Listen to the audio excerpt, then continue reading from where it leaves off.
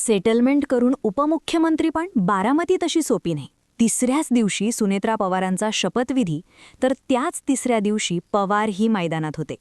हाके आणि वडवार बिनविरोध निवडणूक होऊ देत नाही. अर्थखेळ होतोय. दातही माझे ओठही माझेच, काका की पुतण्या. फायदा तसाही पवार फॅमिलीलाच. नेमकं गडलंय का? महाराष्ट्रातील एकमेव घराणं असं असावं की ज्या घरामध्ये 2 खासदार आणि 3 आमदार आहेत. पक्ष वेगळे, चिन्ह वेगळे, नाती तुटलेले.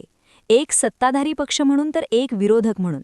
मात्र तरीही सगळी सत्ता पवार घराण्यातच. अजित पवार गेल्यानंतर पार्थ पवार राज्यसभेवर गेले.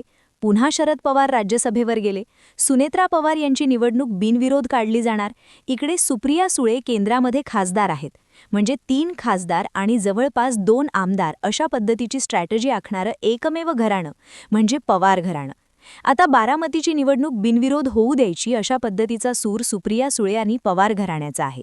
मात्र लक्ष्मण हाके या गोष्टीवरती काही तयार व्हायला तयार नाहीयेत. काही जरी झालं तरी ही निवडणूक बिनविरोध होऊ देत नाही असं त्यांनी म्हटलंय. तर इकडे वडेट्टीवार यांनी शरद पवार गटाची भूमिका आम्हाला मान्य नाही.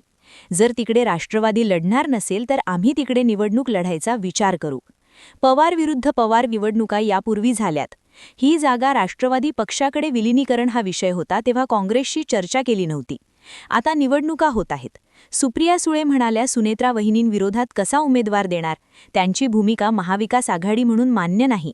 जर राष्ट्रवादी लढणार नसेल तर काँग्रेसला तिथे उमेदवार देण्याबाबत विचार करावा लागेल, असं विजय वडेट्टीवार यांनी म्हटलंय. सुनेत्रा पवार या विलिनीकरणाच्या मुद्द्यावर बोलत नाहीयेत. सुनेत्रा पवार हे बैठकींमध्ये म्हणजे अजित पवार असताना जयंत पाटील अजित पवार यांच्या बैठकांमध्ये काय ठरलं यावर बोलत नाहीये. अजित पवारांचा मृत्यू संशयाच्या भोऱ्यात असताना त्यावरही बोलत नाहीयेत. मात्र तिसऱ्या दिवशी पक्ष सावरण्यासाठी घेतलेली भूमिका संशयास्पद होती.